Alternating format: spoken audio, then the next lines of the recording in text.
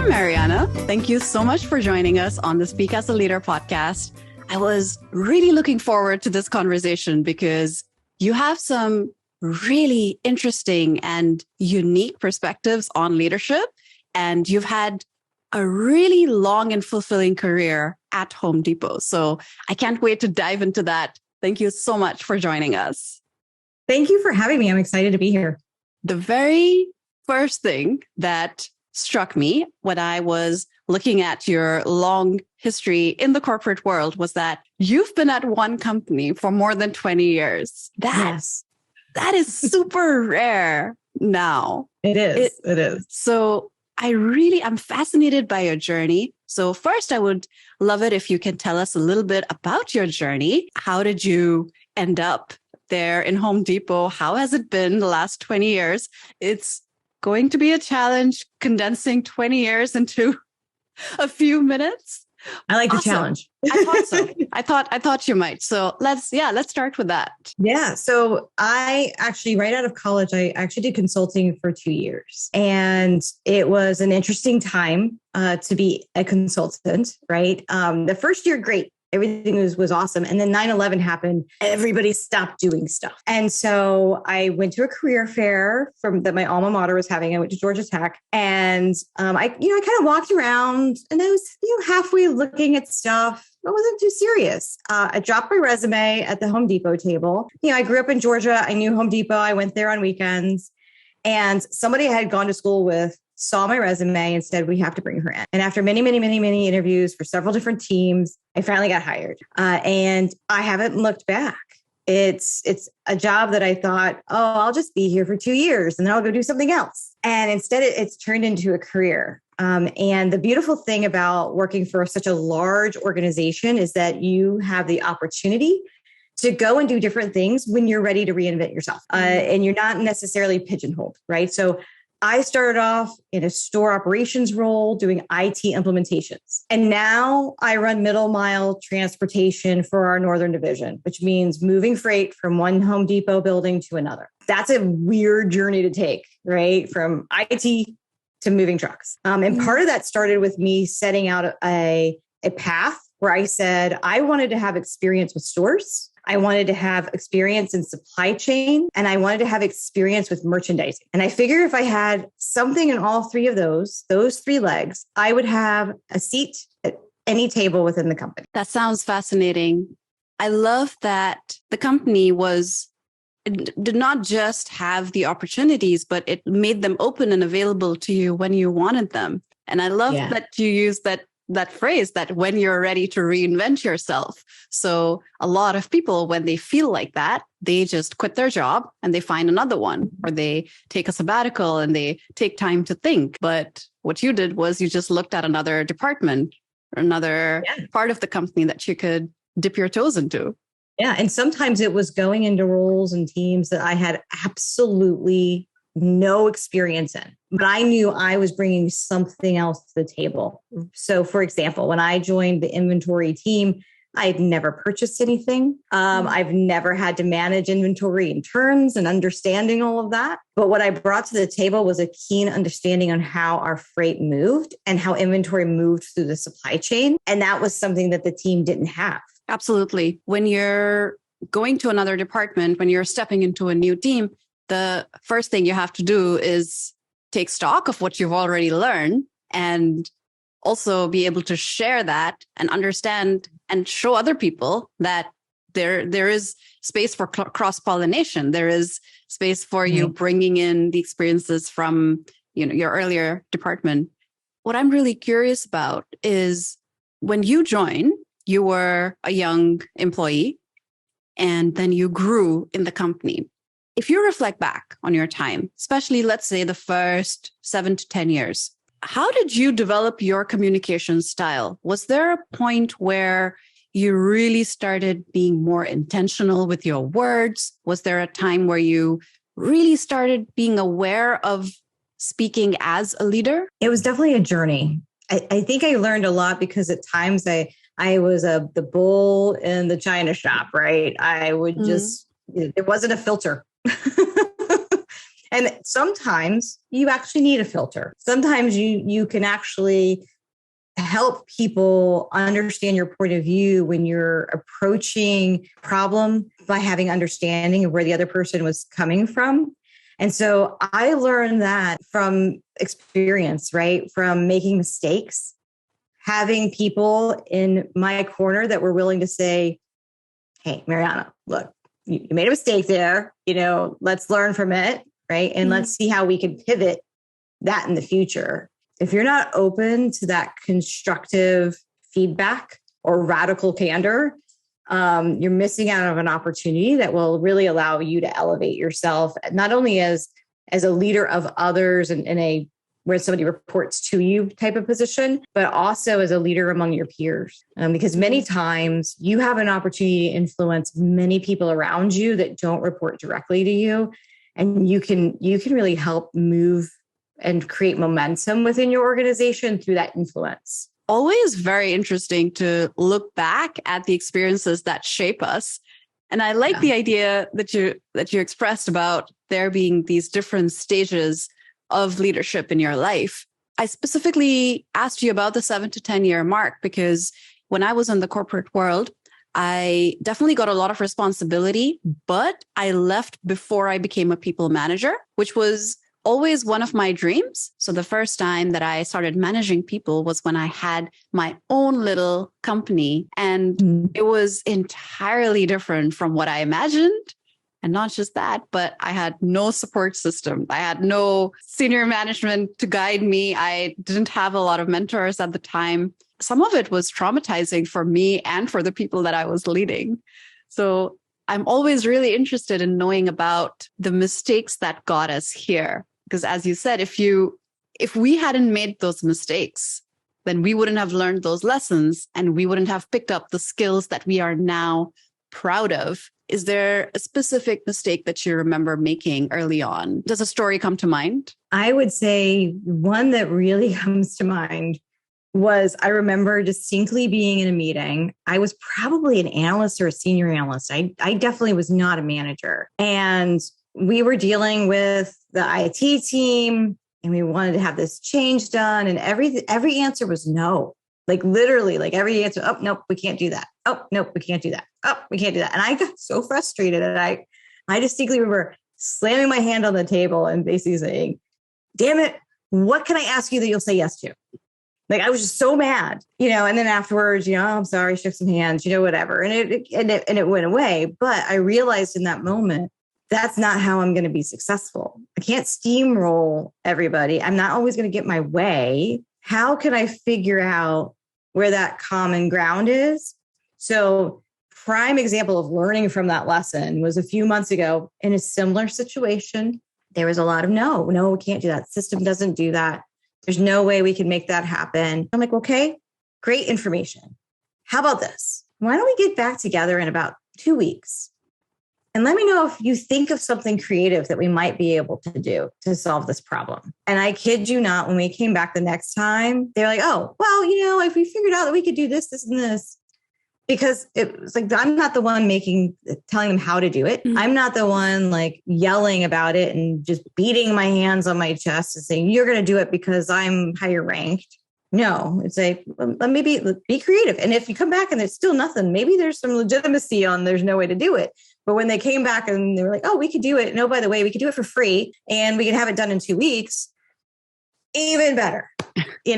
I learned a lot from that experience, probably about year 2 of my career at Depot, where that just wasn't the way to go. I also learned a lot from leaders that I didn't necessarily like working for, or I saw treating others either really good or really badly. And I firmly believe that you can learn a lot from how your experience with others is, because then you can pivot and you can create a different experience for the people that you're helping to bring up. And I love that you recognized something about yourself. You recognize that it's up to you how you choose to react in the moment. And a lot of leadership is just about detaching yourself from behaviors that you might be conditioned to as a person, because of course, all of us lose our cool all of us are self-absorbed and we think about ourselves all the time.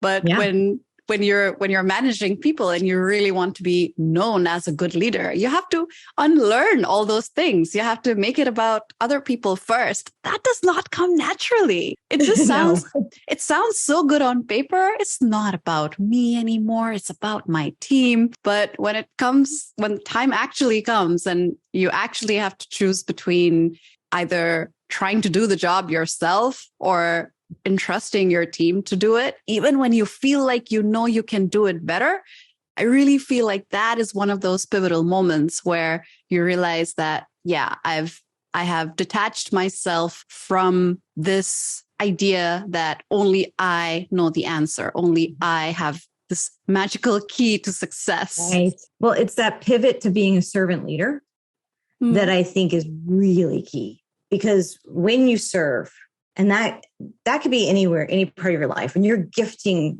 something of yourself to others, so much more comes back to you when you make that pivot to becoming a servant leader. It's amazing what your team will actually step up and do, not only for you, right, or for the company, but for each other as well. And it can work in so many ways. If you just align your philosophy with the fact that it's always got to be about the people, and then the people will bring the results, then the way that you interact on a daily basis really changes. And it becomes an opportunity, especially when you're in that role where you have reports but you have a boss. So you're in that sandwich, or the meat in the sandwich, right? You have an opportunity to help protect, if you will, the people below you. Mm-hmm. So many times people call me I'm a mama bear sometimes, because I will protect my team. The same as when mistakes happen, because I make mistakes. I still make mistakes every day. I make mistakes, right? So I know that people on my team are going to make mistakes. Mm-hmm. I'm going to help provide that air cover, if you will. And when something really good happens, no, it's because of them. It's because of this. This person did this, right? This part of the team, this group of people did it. And you want to lift up your team when those wins are happening and give them that credit, just like you want to take the bullets when there's times that mistakes happen, right? That's key. And I believe that your team will see that. And then there becomes kind of this alliance, right, if you will, of, all right, she's here to help protect us and allow us to have that space where we can, space and grace, right, to make mistakes and learn fast, instead of making the same mistake over and over again. Giving that safe space to your team is really crucial. I can bet that a young leader would feel like they're the ones who are going to get the fire. They're going to get the brunt of it. But actually, what also happens at the other end is that management sees you and they see that you're stepping up into this role as a leader, and you're not just giving in and pointing fingers and assigning blame, because that would make you look bad, because they've also been there. And when they see that you're defending that and you're taking accountability and you're talking about solutions and not reflecting so much on the past, then it also sends these really positive signals. Switching gears a bit and talking about speaking to larger audiences, especially. And that's something that I'm fascinated by and I study all the time. Do you remember the first big or the first important presentation that you had to make, maybe to senior management, maybe something that was really crucial? Do you remember it? And do you remember how it went? Because the first thing that popped in my mind was not work related, because I had a great opportunity when I was a kid, is that I did a lot of theater. And I did theater from a very young age. Not only theater, but I went to a Catholic school. And so every so often your class had to go and do the readings or be the choir. And so even as young as first grade, second grade, I had opportunities to be in front of others. Do I still have fear and have the butterflies, or I like to call the nervous pee? I got to go to the bathroom one more time before I get on stage, right? Yes. But because I had that opportunity growing up, it helped create a foundation of, it's okay for me to be up here. I belong on this stage. And so I leverage that when I do have to get in front of others. As far as, at work and big presentations, I ran the gamut from having to be on stage in front of 500 people, in a quarterly update, to walking a display with MVPs and talking about what the product is on the display. And it's more casual because you're not on a stage, but you're on this mini stage, right? They're looking to you to guide the conversation. And it's been fun. Most recently, I got to present at a quarterly meeting for my senior vice president. And I was the only director or VP on the stage. I was given 2 minutes to present my project, which is a very big project. I get there and I realize I'm the last one. And then we were behind schedule. So I'm like, oh crap. Like I've been practicing. I had it down. I had a PowerPoint with animation because I needed it to go fast. The clicker wasn't working for anybody. And I'm the last one. And my VP turns to me and she's like, okay, we're all just going to go on stage and we're going to sit on stage. And now I'm like, okay, I'm glad I wore pants because I wasn't planning on sitting on a stage. And meanwhile, I was going to be the last one. And it was one of those opportunities where I had practiced. So I knew exactly what I needed to say. I got up and the clicker, like I said, wasn't working. So I just said, hey, who's moving the slides? Right. I just called it out. Right. And the guy in the booth was like, I got it. I'm like, cool.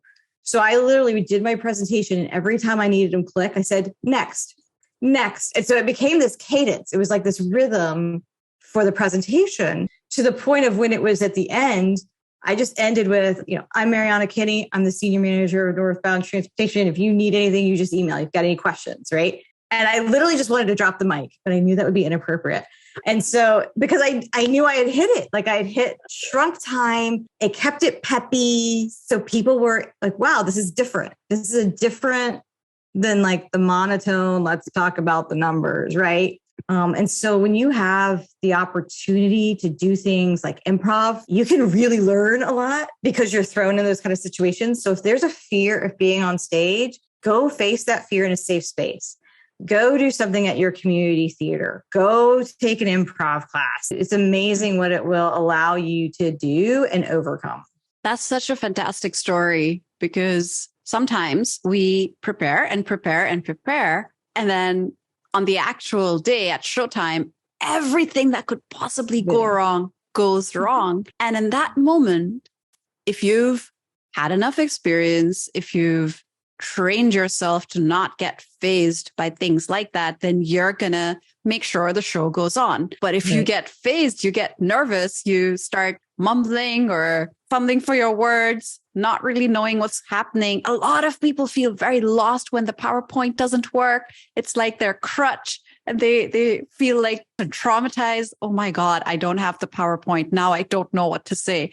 And it's bizarre because the PowerPoint originated from their brains. If you can't deliver your message without this tool that you created, then why are you standing up on that stage? Yeah. Yes. So, because you're up there in theory, you should be up there talking about something you already know. Yeah. You're there as the expert.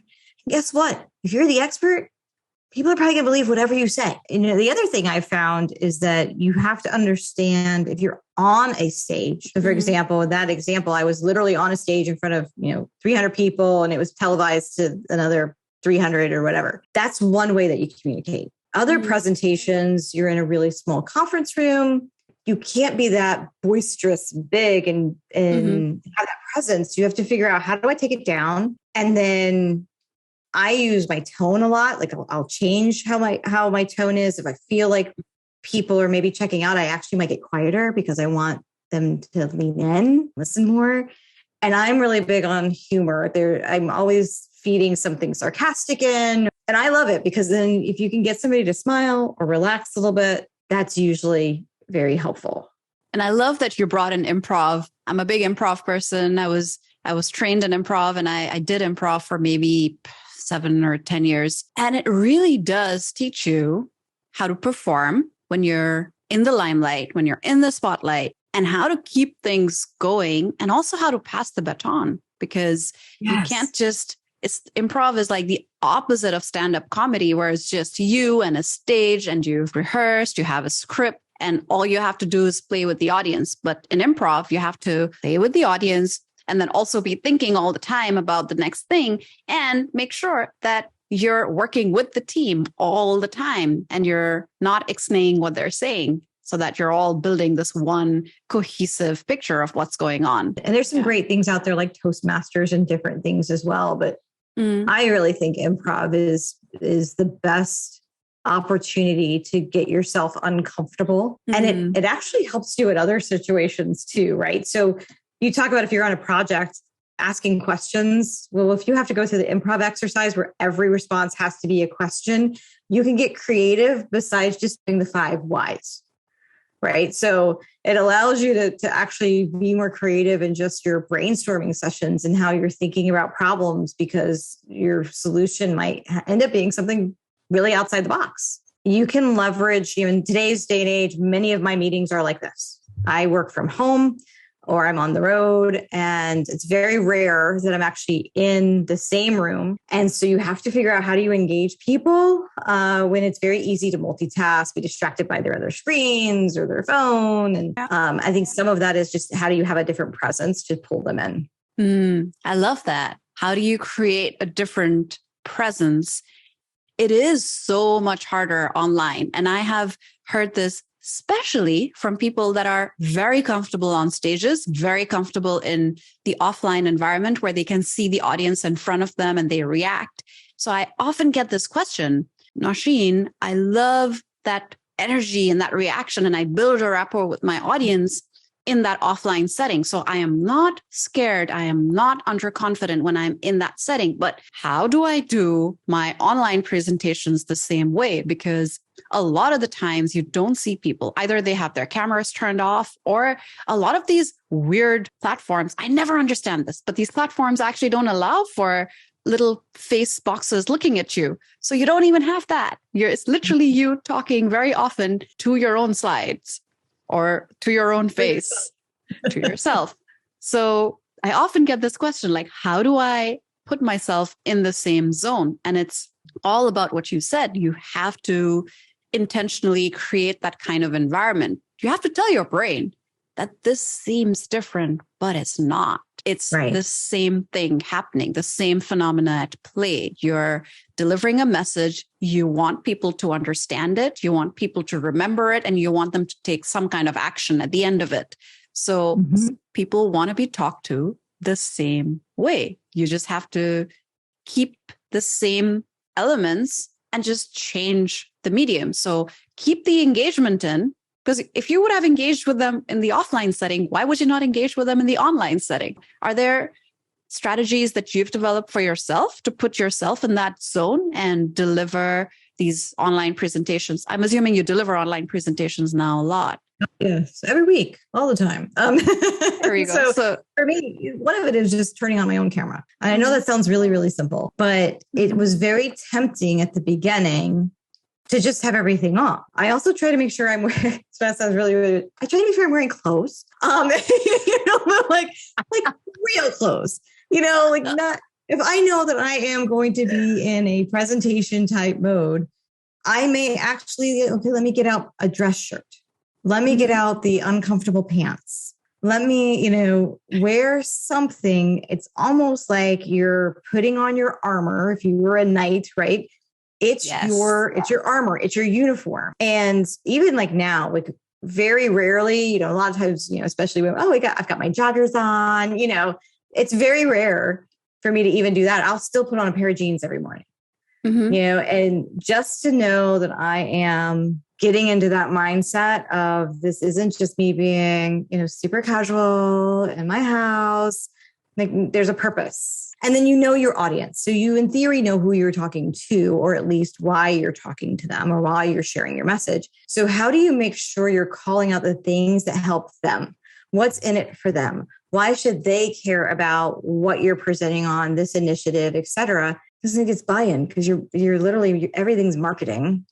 Everything is marketing, right? So even if I'm talking to a carrier and I want them to pick up freight and they don't want to, well, how do I make it exciting for them. Like, hey, we want to work together. We know that if you do more for us now, we're going to do more for you later. And it's that whole mentality of you take care of me now, that there's favors. I probably shouldn't say that, but I always think of like the Godfather, right? Like if you're asking a favor of me, at some point I'm going to come to you and ask something of you, right? And so you start building that rapport, and that when they're in a tough time, they can trust that you're still going to be there for them. And it's creating that longer term emotional connection over time that is so crucial to success and so underrated and ignored by a lot of people. Because I sometimes I still feel that temptation, but especially when I was younger, I always felt this temptation to just be like a logic robot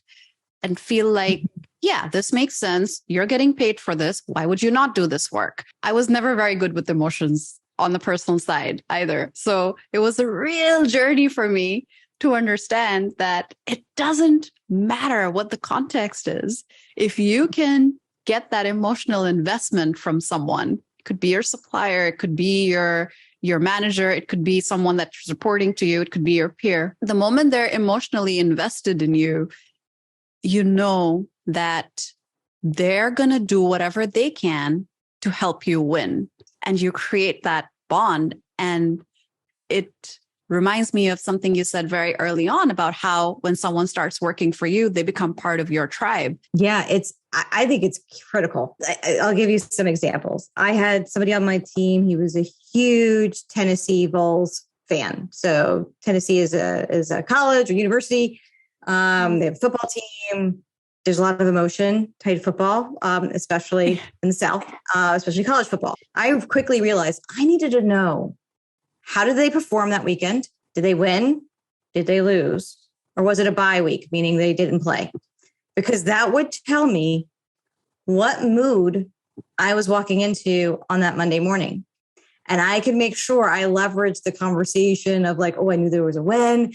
Great. Tell me about the win. Tell me, how did it go? How did the game go? Oh my God, you won? Really? Oh my God, that's so exciting, right? Like, and it wasn't to be, not to be fake. Like I was genuinely interested because I knew it had such an emotional impact to them. The same thing of, being able to know, well, this is what motivates this person. It may not be money or public accolades. It might be something completely different. They want to be the go-to person. They want you to introduce them as the expert in a certain area and that they can help teach others. And so when you start to understand what those different types of motivational factors are, it's powerful stuff.